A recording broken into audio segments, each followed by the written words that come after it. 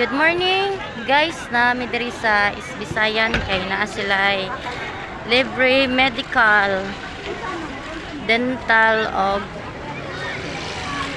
tuli. So ngari ko kay para magpa-cleaning nya, wa man sila i-cleaning di ay ibot ra man ilaha. Nagmasmas lang sa ako kay nagtuo ko ka nang malimpyuhan ko ron. Nya wa man dai sila i-cleaning.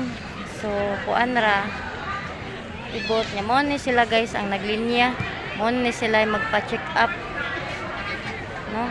Kasagaran na ay mga bata daghan ni patuli kay libre, mahal kay ang tuli ron. Nya nay nga estudyante diri guys, oh. Nako kailang ground. Nako diri guys, samtang nagkuwat ko sa kuang bata kay magpaibot siya sa iyang ngipon, nagbayad to sa sigigingon nga magpaibot siya sa iyang ngipon. Nya nang-inquire mi dito sa clinic guys, mahal man di ay mo. Unang naay libre diri, ako siya gipaare diri kay para maibot iyang ngipon.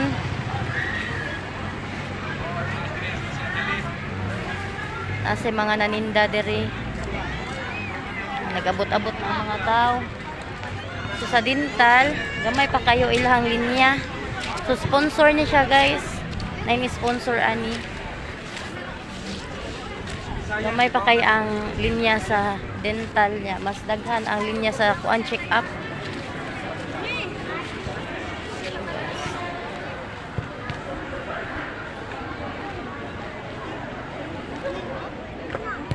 Mayon tatog na pa sila ikuan kanang cleaning kay para makliningan ni akong ngipon kay murag naa na may tartar.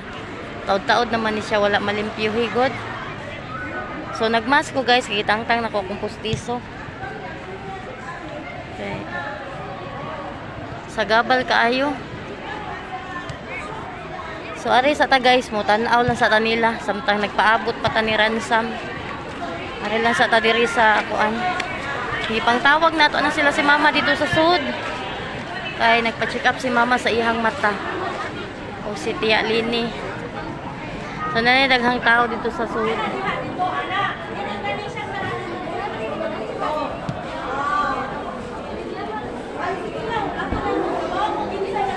Tao. So may gani si mama kay dali ra sila kay priority ang senior citizen. Unahan sila gipa una og sud. Nagsugod nagpanawag guys sa magpa-check up. Ako mangod nasa diri sa check up sad siya kay taud-taud na iyang ubo may nang